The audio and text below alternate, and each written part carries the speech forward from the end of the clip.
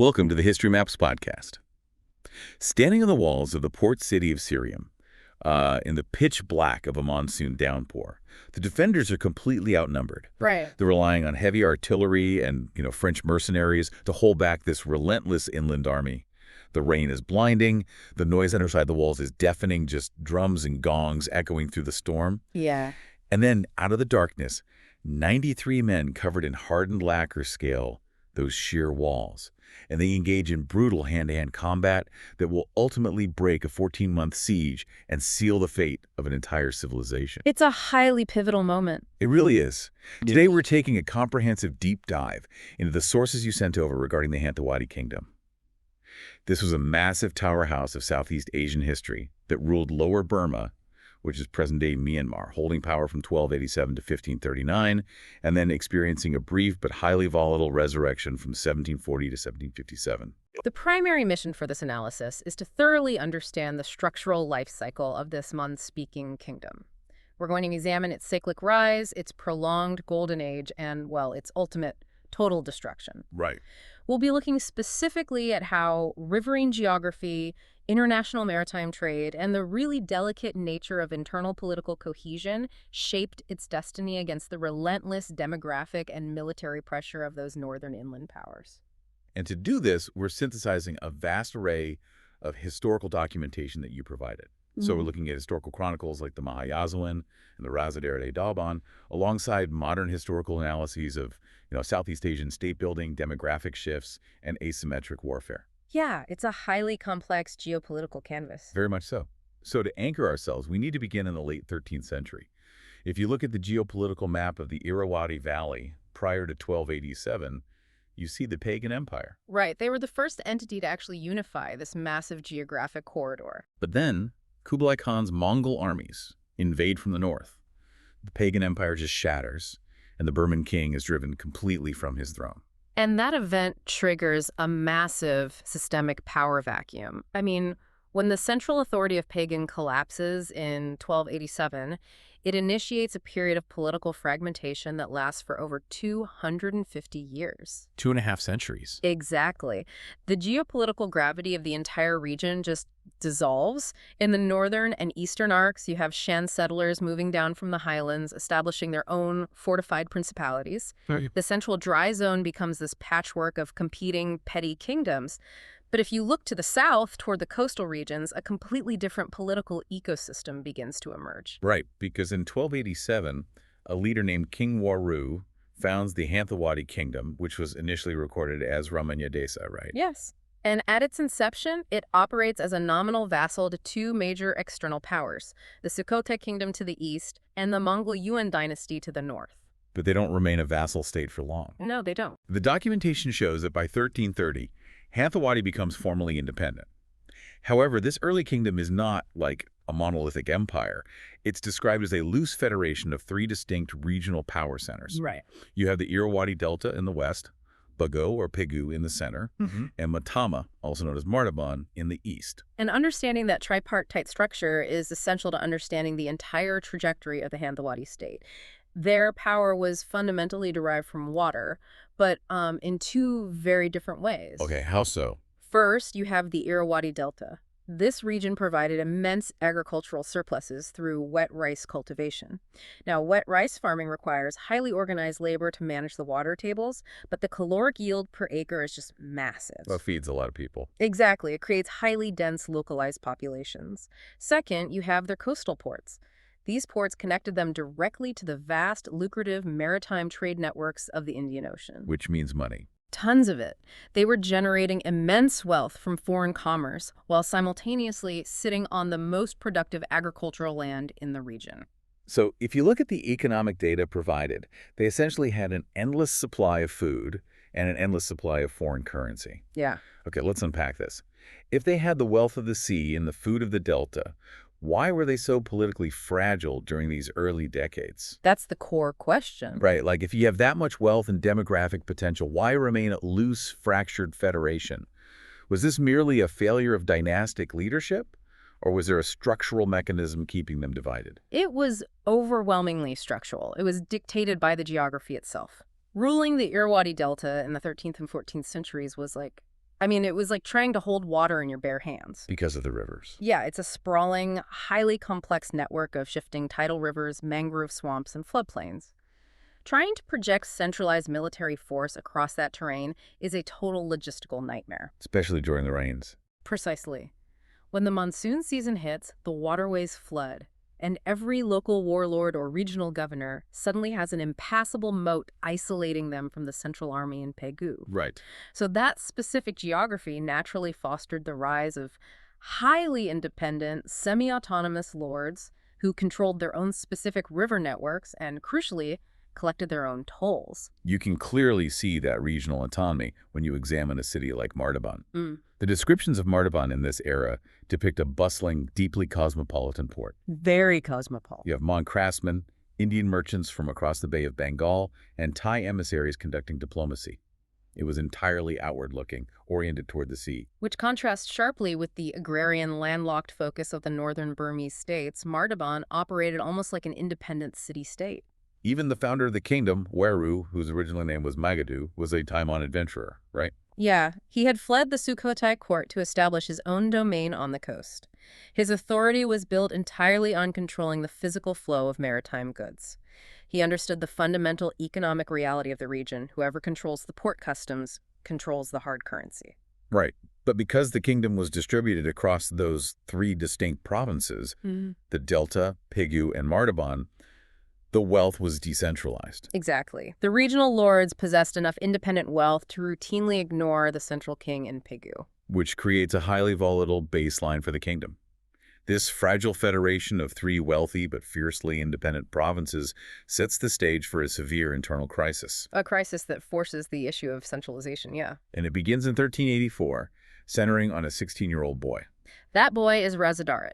In 1384, at 16 years of age, he claims the throne. But he does not inherit a peaceful transition of power. He takes control only after actively rebelling against his own ailing father, King Binyayu. When he assumes the title, his actual authority barely extends beyond the immediate perimeter of the Pegu province. His realm is heavily fractured. His major vassals entirely reject his legitimacy, and crucially, these insubordinate vassals include his own uncles, who serve as the viceroys of the highly lucrative Myanmar and Martaban provinces. Family politics at its most dangerous. Right. And one of these uncles, Viceroy Lokpia of Myanmar, takes his defiance a step further. He actively sends correspondence to the northern Ava kingdom, explicitly inviting them to invade the south and depose his 16-year-old nephew. And that single invitation alters the geopolitical trajectory of the entire region. But before the northern armies can fully mobilize, Razadarit has to survive his own family. Through a combination of rapid military mobilization and a highly calculated political strategy, this teenager survives the initial Ava incursions and then methodically turns on his uncles. By 1390, just 6 years later, he has completely conquered and reunified the three Mon provinces under his absolute control. Here's where it gets really interesting. Razadarit is essentially playing a massive game of geopolitical chess. But he's starting with only his king and a few pawns, while his opponents have all their major pieces. Yeah. Yet he tricks them into fighting each other or waiting too long. How exactly does a 16-year-old, isolated in one province, defeat established regional lords who have the backing of a major foreign power? Well, we have to look at the demographic and geographic advantages embedded in his specific starting position. Razadarit controlled the Pegu-Dagan-Sirium corridor. Okay. If you analyze the agricultural output and settlement pattern of the time, this specific corridor was the most densely populated and agriculturally stable region of the South. He possessed a fundamental demographic trump card. More people. Exactly. He could conscript and field a larger army than his uncles, provided he could protect his core territory during those initial assaults. And his uncles commit massive strategic errors by failing to coordinate. You noted in the research that their interests were deeply misaligned. Highly misaligned. Yeah. Lokpia, in the Delta, wanted the northern Ava armies to intervene so he could seize the central throne. But his brother Biadaba, who controlled the wealth of Martaban, viewed Ava as an existential threat to his maritime independence. Right. They completely failed to form a unified front. And that lack of coordination provided Razadarit with the exact tactical window he needed. He utilized interior lines of communication to defeat them piecemeal. One by one. Exactly. He would isolate one uncle's forces, overwhelm them with his demographic advantage, and then pivot to the next. But this crucible of isolation and familial betrayal fundamentally rewired his approach to governance. He became quite brutal. He developed a highly ruthless political methodology. Upon securing power, he immediately executed any potential dynastic rivals, including his own half-brothers. His entire administration was built on the premise of absolute, unquestioned loyalty, enforced by immediate lethal consequences. There is a specific historical account regarding his first wife, Daw, that perfectly illustrates the psychological toll of this ruthlessness. Yeah, that's a tough one to read. It is. After Razadarit successfully unifies the kingdom, he holds a grand second coronation in 1390 to formalize his absolute rule. During this ceremony, he elevates a different woman, Pia Yazadawi, to the position of chief queen. Right. But he doesn't just politically demote his first wife, Daw. He forces her to hand over her family heirlooms, specifically a dozen rings given to her by their father, the late King Binyayu, and he publicly gives those rings to the new chief queen. And the rings were not merely jewelry, they were physical symbols of dynastic continuity and legitimacy. By stripping them from Daw, he was publicly severing her connection to the royal lineage and demonstrating his absolute authority to reassign status at will. The accounts record that Daw, thoroughly humiliated and stripped of her identity, committed suicide shortly after. It's a stark demonstration of how Razadarit viewed human relationships. Every personal tie was subordinate to the absolute projection of his centralized power. He essentially treats the political landscape like a complex mechanical system. He starts with a severe disadvantage in parts, but because he understands the geography and the flaws in his opponent's alliances, he isolates the components, strips their gears, and completely rebuilds the machine under his own control. He successfully centralized the Hanthawaddy state, eliminated the regional warlords, and established a loyal administrative cadre, but a much larger threat was looming. Right, because he had secured the south, but he could not undo the diplomatic invitation his uncle Lokpia had sent to the north. The northern kingdom of Ava was coming, The kingdom of Ava was definitely mobilizing for a massive southward expansion. which initiates the 40 Years' War. This conflict spans from 1385 to 1424. We are looking at a generation-defining total war between the Mon-speaking Hanthawaddy Kingdom in the south and the Burmese-speaking Ava Kingdom in the north. And the ideological driver for Ava was restoration. The kings of Ava, specifically Swasake, later Minkhong, and his son, Crown Prince Minikiaswa, they viewed themselves as the legitimate heirs to the shattered pagan empire. Okay, so they wanted to rebuild. Right. Their grand strategic objective was to reconstruct that unified state. And to achieve that, they absolutely required the wealth of the South. They needed control of the maritime ports to access foreign firearms and luxury goods. And the food. And the food, yes. They needed the vast rice surpluses of the Irrawaddy Delta to sustain their growing population and military apparatus. The logistics and scale of this conflict are just immense. The documentation details massive riverine flotillas comprising hundreds of specialized warboats.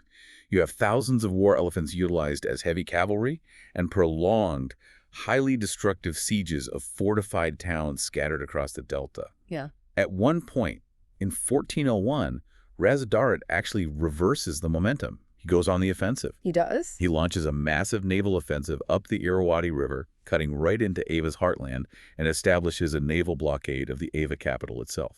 To understand how a war can last for 4 decades without a definitive victor, you really have to analyze the profound strategic asymmetries between the two militaries. Right. The Ava Kingdom possessed deeply entrenched superiority in land warfare. They bordered the Shan states to the north and east, which provided them with a steady supply of high-quality horses and highly experienced cavalrymen. So on land, they dominate. On open terrain, Ava's heavy elephant corps and rapid cavalry were devastating. But Hanthawaddy controlled the rivers. They possessed highly advanced warboats, designed specifically for the shallow, shifting currents of the delta. Furthermore, their control of the coastal ports meant they held a monopoly on the importation of early firearms from maritime traders. Right. And they possessed the massive reserves of silver required to hire specialized foreign mercenaries. So Ava dominated the land, and Hanthawaddy dominated the water. And both sides engaged in complex proxy warfare to stretch the other's resources. How so? Well, Ava launched campaigns to the west to conquer Arakan, aiming to secure their flank and gain a coastal outlet. In response, Hanthawaddy established diplomatic channels with the powerful Shan state of Senwi in the north, and even sent envoys to Ming Dynasty China. Oh, wow, wait, Ming China? Yeah, they successfully coordinated pressure on Ava's northern borders. They basically forced Ava into a highly draining two-front war. So what does this all mean for the average person living through this? If you're a farmer in the Irrawaddy Delta, are you just seeing armies march back and forth for 4 decades, or did these kings actually try to govern the lands they fought over? For the civilian population, the reality was systematic devastation, and it was heavily dictated by the environmental cycle. The Southeast Asian monsoon season enforces strict limitations on military movement. Because of the rain. Right. Large armies could only maneuver and fight effectively during the dry season. When the monsoons arrived in late May, the entire delta transformed into a vast, flooded marshland. Armies bogged down in the mud would be decimated by malaria, dysentery, and supply shortages. So the logistics of maintaining tens of thousands of troops hundreds of miles from their supply centers become the primary mechanism of the war. Precisely. To solve the logistical nightmare, both armies utilized scorched earth tactics. They heavily requisitioned local rice stores, forcibly conscripted farmers to act as porters or infantry, and systematically burned villages. Just to deny resources to the enemy. Exactly, to deny safe harbor and resources to the enemy before retreating at the onset of the rains. The local population was treated merely as a highly expendable logistical resource. And yet, parallel to this systemic destruction, the chronicles contain these deeply specific accounts of aristocratic chivalry. Yeah, it's quite the paradox. You read out formal single combat between opposing commanders. There are instances where generals actively spare each other's lives on the battlefield out of a stated respect for their martial prowess. And you see this most clearly in their diplomatic interactions. Even while they were waging a total war of attrition, the royal houses remained deeply intertwined. Razadarit married King Minghong's sister, and Minghong married Razadarit's daughter. While they were fighting to the death. Exactly. The royal elites viewed themselves as part of a shared, highly exclusive fraternity. Their political objectives required the destruction of the opposing state apparatus, but they maintained strict cultural protocols regarding how royalty interacted with royalty. That dynamic is perfectly illustrated during the 1401 naval blockade. Razadarit has sailed his massive armada hundreds of miles north. He completely controls the Irrawaddy River all the way to Tagam. He has the capital of Ava cut off from riverine supply lines.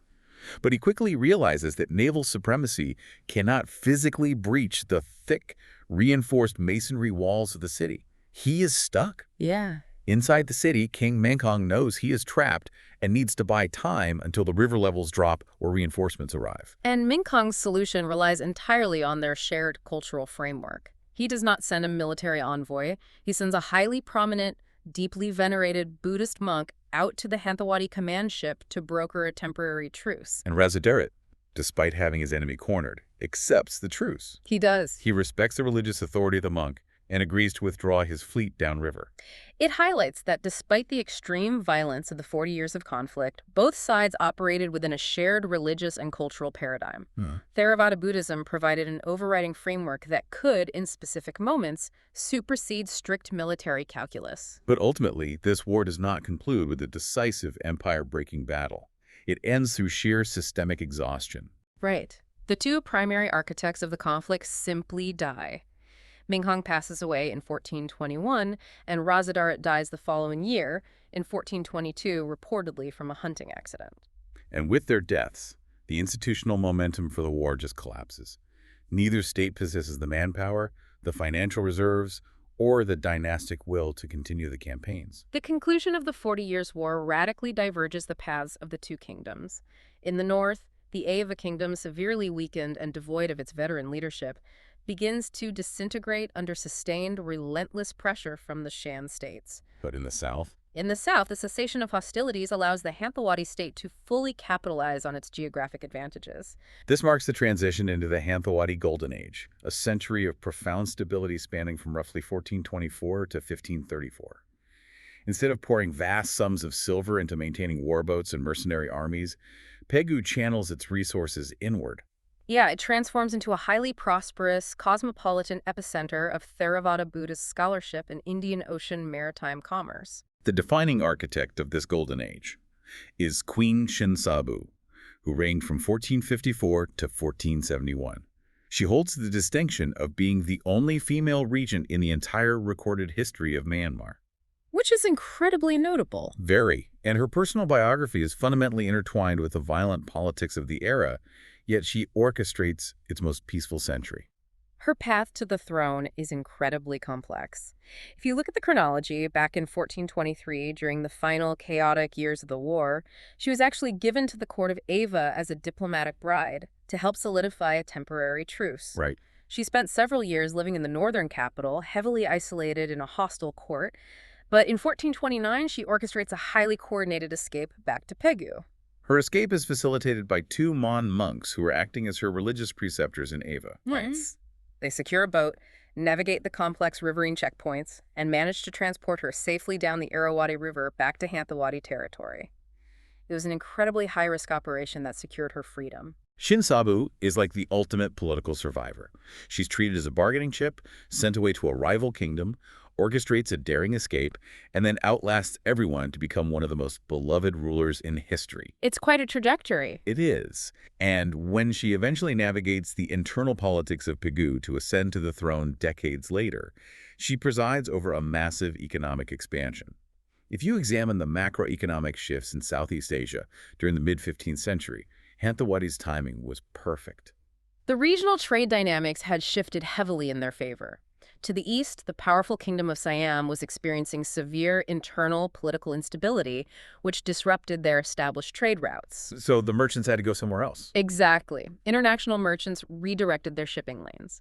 The ports of Martaban and Pegu became the primary, most stable nodes, linking the expanding Muslim trading networks of the Indian Ocean and the Malacca Strait with the interior markets of the Asian continent. And the volume of spices, textiles, and precious metals flowing through Hanthawaddy customs houses increased exponentially. Shin leverages this wealth brilliantly.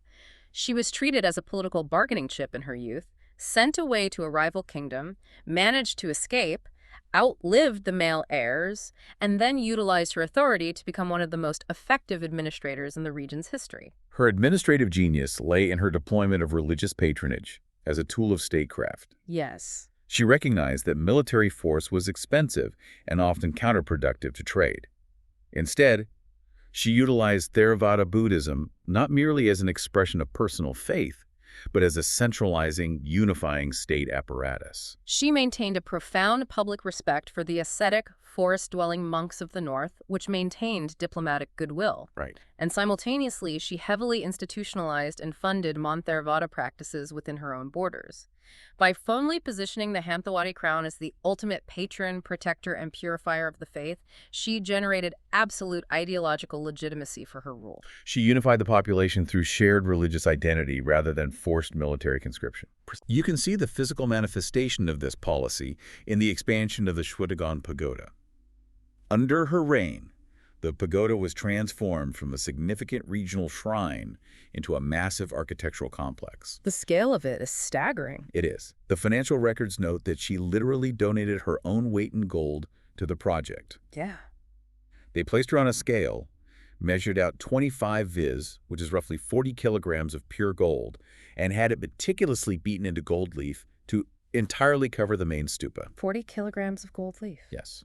She also funded the paving of the expansive platform with stone and designed the surrounding landscape, planting specific arrangements of palmyra and coconut trees between the outer walls. That scale of targeted patronage elevated Pegu from a wealthy trading port into a premier, internationally recognized center of religious learning and pilgrimage. It drew scholars and monks from across Southeast Asia, further integrating Hanthawaddy into the broader cultural networks of the region. Right. But perhaps her most astute political maneuver was how she handled her succession. This is a great point. When she decided to abdicate, she completely bypassed the traditional, often highly fractious nobility. Instead, she turned to the two monks who had risked their lives to smuggle her out of Ava decades prior. She understood that selecting a successor from the aristocracy would likely trigger a civil war among competing factions. Because they all want the throne. Exactly. To prevent this, she devised a method of selection that relied on spiritual providence rather than political maneuvering. This is the famous rice bowl test. Yes, precisely.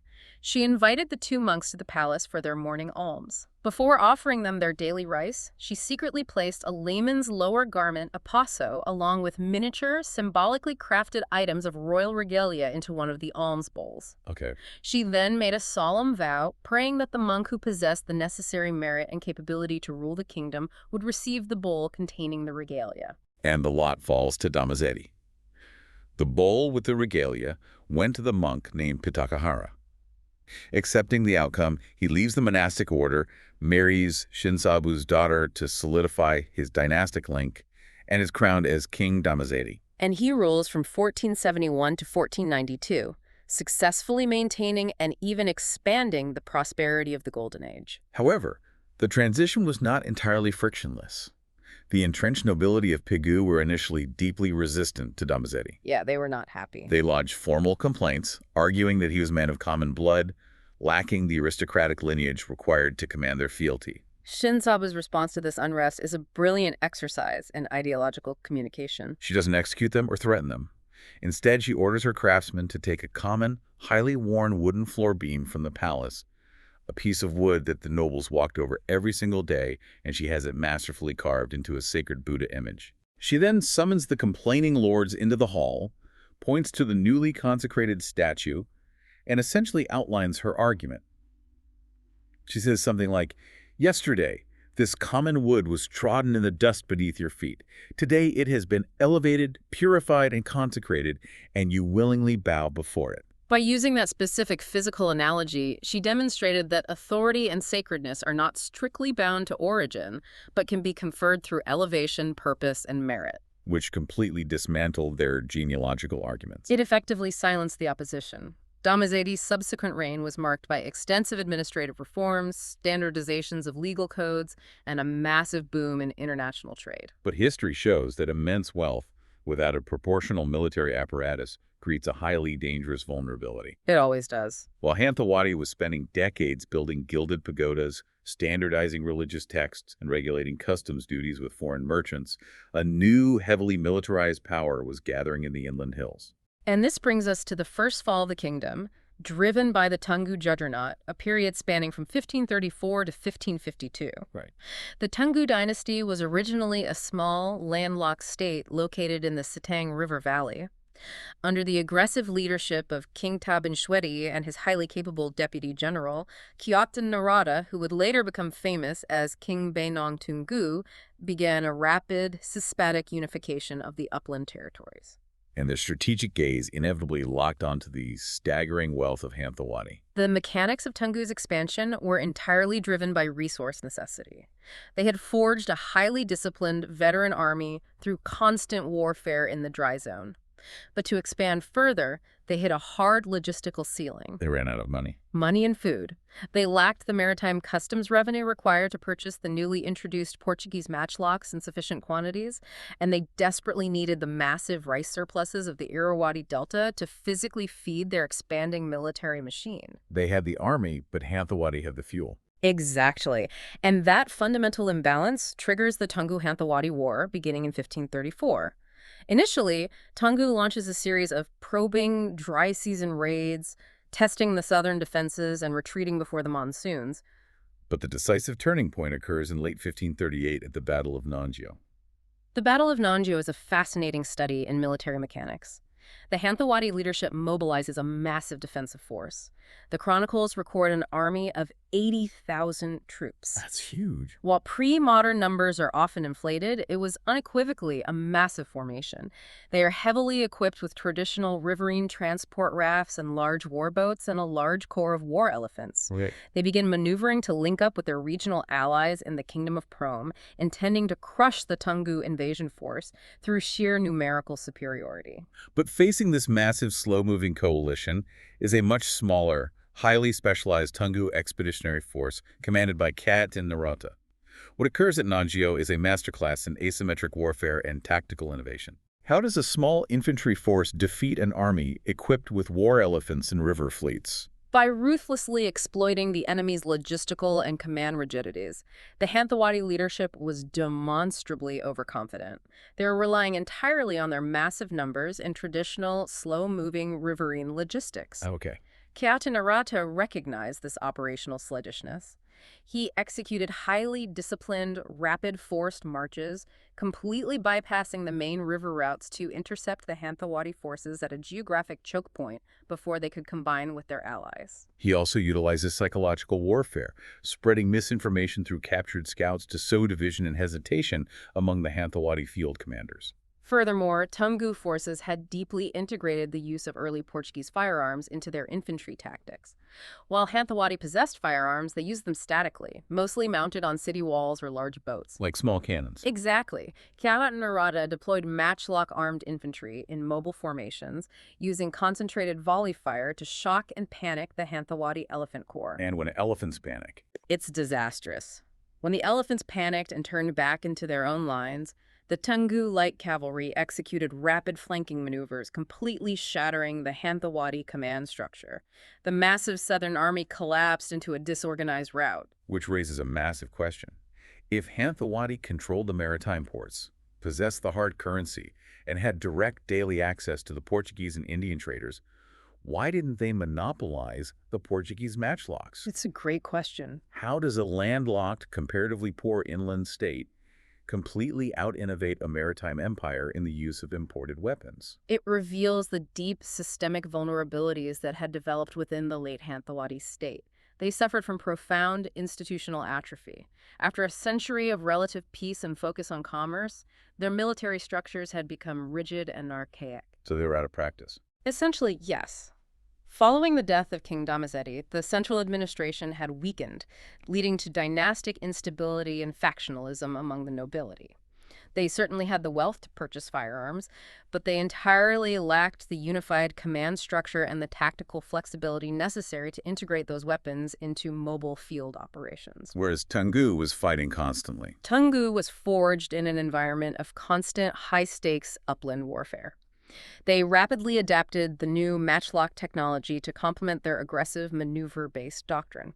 Hanthawaddy relied on static fortifications and fractured political alliances, both of which instantly crumbled when subjected to a concentrated, highly disciplined assault. And the resulting collapse is incredibly swift. With their primary field army annihilated at Nangyo, the path to the capital is wide open. King Dhammazedi advances his forces, and the wealthy, heavily fortified capital of Pegu simply surrenders without a siege in early 1539. Yeah.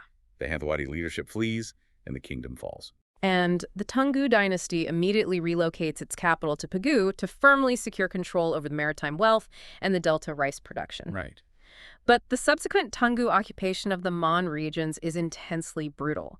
The administrative goal was the maximum extraction of resources to fund Tungu's massive, unprecedented imperial campaigns across the rest of Southeast Asia. The daily reality for the Mon population undergoes a catastrophic shift. The Tungu administration institutes heavy corvée labor requirements. Mon civilians are forcibly conscripted by the tens of thousands to engage in massive infrastructure projects, digging new canal networks and building vast fleets of warboats for the Tungu campaigns against Siam and Arakan. And the documentation reveals highly systematic methods of demographic control. To prevent mass desertion from these forced labor camps, Tungu administrators physically branded Mon conscripts with tattoos indicating their assigned labor regiment. That's awful. Thousands of skilled Mon tradesmen and farmers were forcibly deported from the lush delta and relocated to the arid northern dry zone to serve as elephant keepers and agricultural serfs for the Tungu nobility. They even went as far as extreme cultural suppression, attempting to micromanage daily life to prevent any capacity for organized resistance. Yeah, they were very thorough. The sources detail edicts that banned the Mon population from using mosquito nets, as the authorities feared they could be used to conceal weapons. They were also prohibited from constructing permanent multi-story dwellings, forcing them into easily monitored temporary structures. It was a highly deliberate, systematic effort to permanently break the economic independence and social cohesion of the Mon people. This intense suppression and systemic extraction of wealth lasted for nearly 2 centuries. 2 centuries of occupation. Right. The agricultural and commercial output of the Irrawaddy Delta heavily subsidized the Tungu Empire, but the local Mon population received virtually zero infrastructural or social investment in return. However, the historical memory of their golden age, of Shin Sabu and Dhammazedi, was never fully erased. By the mid-18th century, the geopolitical wheel turns again, As the Tungu dynasty begins to rot from within, the South rises one final time. Yeah. We enter the era of the restored Hanthawaddy Kingdom, lasting from 1740 to 1752. By 1740, the Tungu dynasty, which had long since relocated its capital back to the northern city of Ava, is structurally and economically exhausted. Their military has been severely degraded by decades of continuous, highly destructive cavalry raids from the Manipuri Kingdom to the northwest. Okay. Simultaneously, they're dealing with widespread, localized tax rebellions across their eastern borderlands. The central authority in Ava is visibly crumbling. Recognizing this structural weakness, the Mon population in Pegu initiates a massive rebellion. They seize control of the local administration. But their first major political decision regarding who will lead this restored kingdom is highly strategic and somewhat counterintuitive. Very counterintuitive. They elect a man named Smim Ejita Budikedi to the throne. And what is vital to understand about Smim Ejita Budikedi is his specific background. He was not a Mon aristocrat. He was an ethnic Burman, a former monk who possessed direct genealogical ties to the Tungu royal lineage. Wait, they install an ethnic Burman king with Tungu blood to lead a Mon war of independence against the Tungu Empire. How does that make sense? It highlights the extreme political pragmatism that defined the initial phase of this rebellion. The uprising in 1740 was not initially driven by strict ethno-nationalism. It was fundamentally driven by shared economic grievances and a unified desire to escape the crushing taxation and labor demands of the Ava court. So it was more about class or economics than ethnicity at first. Exactly. By elevating a leader with Burman royal blood, the Mon leadership successfully attracted a highly diverse, multi-ethnic coalition. They brought together ethnic Mons, Burmans living in the Delta region, Karen communities, and Gui-Shan mercenaries. So it broadened their base. Right. It allowed them to frame the rebellion not as a racial war, but as a legitimate dynastic alternative to the failing regime in Ava. And this coalition arms itself rapidly. They leveraged the coastal ports to secure lucrative alliances with French and Portuguese trading agents, acquiring significant quantities of modern flintlock muskets and European artillery, as well as hiring experienced foreign mercenaries to train their infantry. Yes.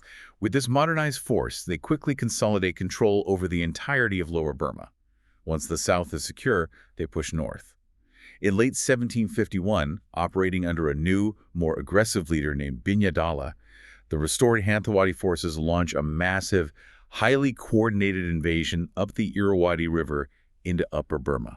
And the military campaign is remarkably swift and effective. By March 1752, the southern armies reach the walls of Ava. They systematically invest the city, breach its defenses, and sack the capital. Ending the empire. They capture the last reigning king of the Tungu dynasty, bringing a definitive end to an empire that had dominated the region for 266 years. They achieve absolute total victory. But in the immediate aftermath of sacking Ava, the Hanthawaddy leadership makes a strategic decision that rapidly unravels their entire kingdom. A massive error. Having conquered the northern capital, they essentially declare the war over. They thoroughly loot the royal palaces, they pack the extensive scriptural libraries, the royal treasury, and the captured nobility onto their river fleets, and they transport all of it back down the river to Pegu. They withdraw roughly two-thirds of their entire veteran field army back to the south. They leave behind only a skeletal occupation force, commanded by a general named Taliban, tasked with maintaining control over a vast, highly populous, and deeply hostile northern territory. Yeah. Okay, wait. If you analyze this from a basic military perspective, it seems completely irrational. You have just spent massive resources to conquer the capital of the empire that systematically oppressed your people for 2 centuries. Why on earth would you pack up your army and abandon the territory instead of establishing a durable administrative presence? It was a fatal miscalculation, and it was rooted in severe geographic overextension and deeply misplaced geopolitical priorities. Okay. The Hanthawaddy leadership in Pegu was receiving intelligence regarding aggressive Siamese military incursions into their southern territories along the highly valuable Tenasserim coast. Because their wealth was tied to maritime trade, they prioritized the defense of their southern ports over the arduous task of pacifying the northern dry zone. Oh, so they were worried about the money. Essentially, yes. Furthermore, they were operating on an outdated Shuk conquest paradigm. They assumed that the physical capture of the capital city and the deportation of the royal family automatically equated to the absolute political submission of the entire northern countryside. And We must examine how that skeletal occupation force interacted with the northern countryside. It is crucial here to note that the historical chronicles from the opposing sides offer varying interpretations of the intent behind these events, and we are analyzing the tactical outcomes, not establishing moral judgments. The documentation indicates that the occupying Hanthawaddy forces, stretched incredibly thin and facing mounting local hostility, resorted to extreme measures. They engaged in widespread, highly visible executions of Burmese elites, local headmen, and Tungu loyalists in Ava and the surrounding administrative centers. From a tactical standpoint, the Hanthawaddy commanders utilized these brutal reprisals as a pacification tactic, intending to systematically eliminate any potential leadership structures that could organize a counter-rebellion. Did it work?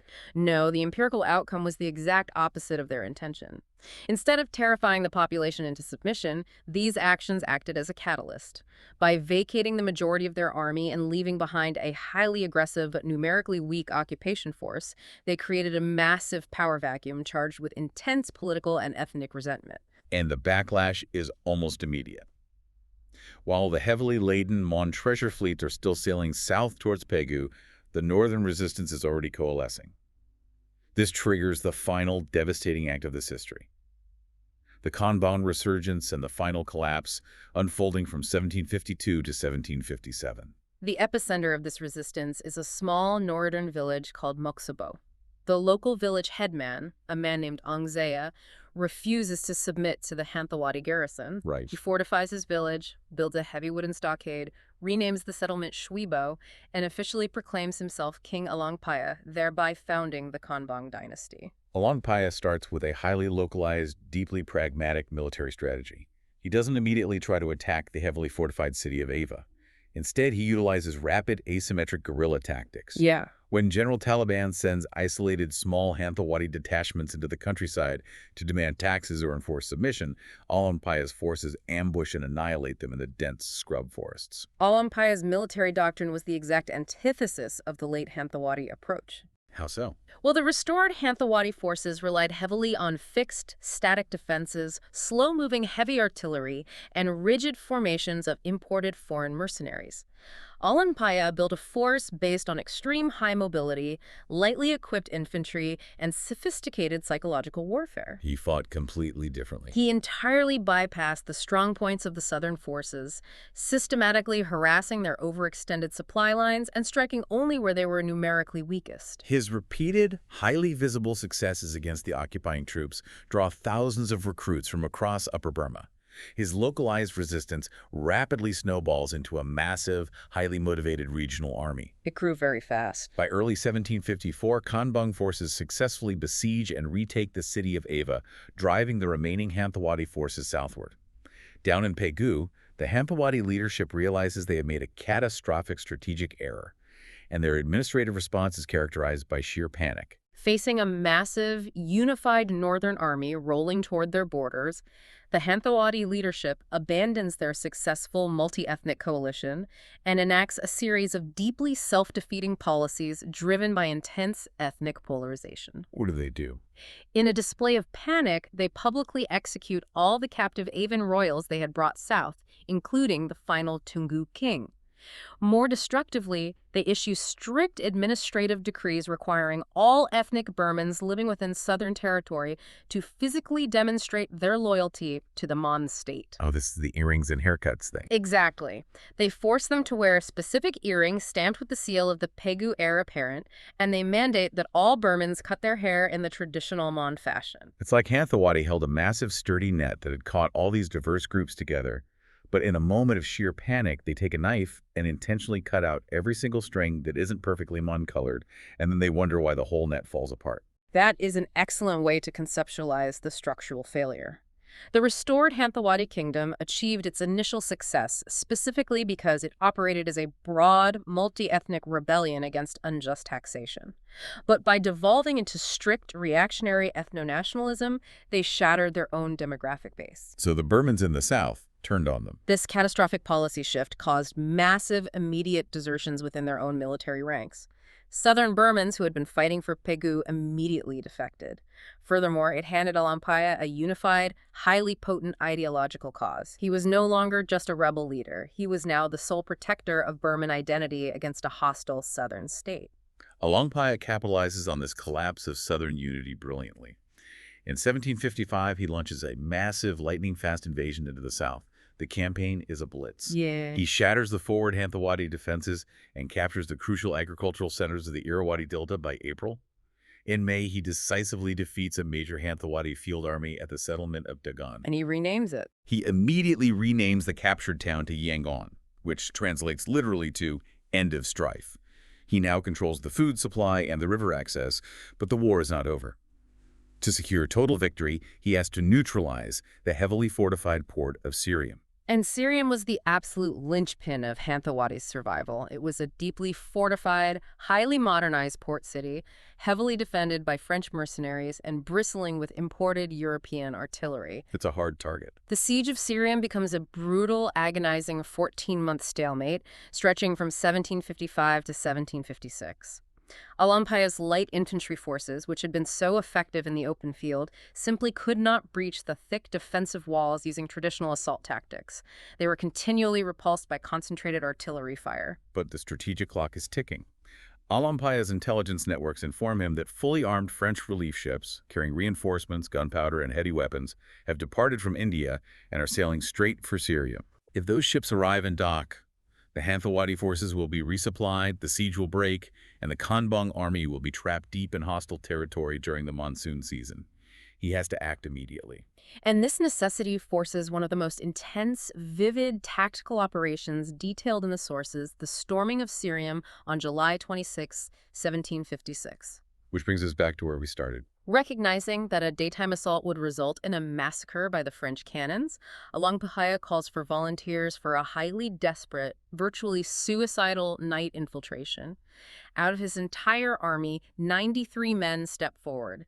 They are designated as the Golden Company. To give them even a marginal chance of surviving the close-range musket fire in the extreme weather, Alampaya's quartermasters equip these 93 men with specialized gear. They are fitted with thick leather helmets and armor made of heavily layered, hardened lacquer. The assault is timed to coincide with a torrential monsoon downpour. To mask the movement of the Golden Company, Alampaya orders his main forces outside the walls to create a massive acoustic diversion. The drums and gongs. Right, they beat heavy war drums, strike gongs, and play loud, chaotic music, creating the auditory illusion that the Konbong camp is engaged in a boisterous festival. Under the cover of the deafening noise and the pitch-black rain, the men of the Golden Company approach the sheer masonry walls. The lacquer armor repels the rain as they use specialized grappling hooks and bamboo scaling ladders to climb the fortifications. Yeah. They manage to crest the walls undetected, neutralize the sentries, and move rapidly toward the main gatehouse. They pry open the massive wooden gates from the inside, letting the waiting Konbong assault force pour into the city. What follows is hours of brutal, close-quarters, hand-to-hand combat in the flooded streets, systematically neutralizing the artillery emplacements and the mercenary barracks. It was an extreme tactical gamble, and it succeeded, though the human cost was immense. Of the 93 men who volunteered for the Golden Company, only 20 survived the night. But their actions decisively broke the 14-month siege. They captured the French artillery intact, secured the port infrastructure, and fundamentally severed Hanthawaddy's vital maritime lifeline. The timing was incredibly narrow. Just days after the city falls, the French relief ships finally arrive at the mouth of the river.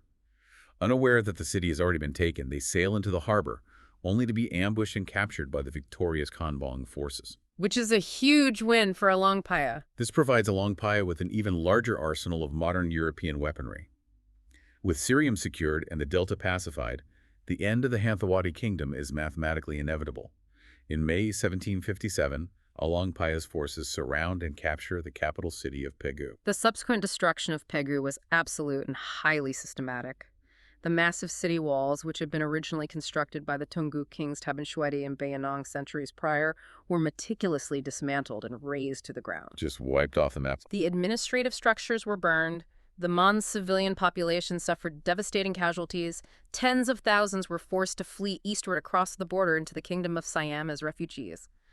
The independent Mon political state, which had defined the geopolitics of Lower Burma for centuries, was permanently structurally destroyed. When you look at the timeline, it is a truly far-reaching collapse. They went from successfully conquering the northern capital of Ava and seemingly securing absolute regional dominance to experiencing the total annihilation of their civilization in a span of just 5 years. But if we step back and analyze the broader historical mechanics of this event, it forces us to confront a highly complex question regarding the nature of conquest and the durability of culture. What do you mean? Well, the Hanthawaddy political state, its armies, its borders, its ruling dynasty was utterly eradicated. Yet the cultural and administrative legacy of that kingdom profoundly shaped the victors. The architectural marvels they funded, specifically the massive Shwedagon Pagoda, remain the spiritual center of the region. The Konbaung dynasty actively integrated Mon Buddhist scholarship, translated Mon religious texts, and utilized the highly refined administrative, legal, and taxation frameworks developed by Pagu during its golden age to successfully govern their new, massive empire.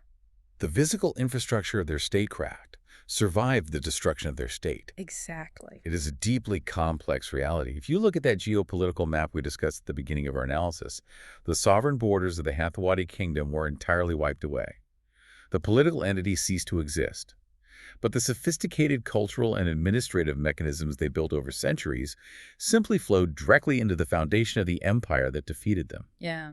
It forces you to ask, can a civilization truly be considered entirely destroyed if its culture, its religious institutions, and its methods of governance become the very scaffolding used to build the empire that conquered it?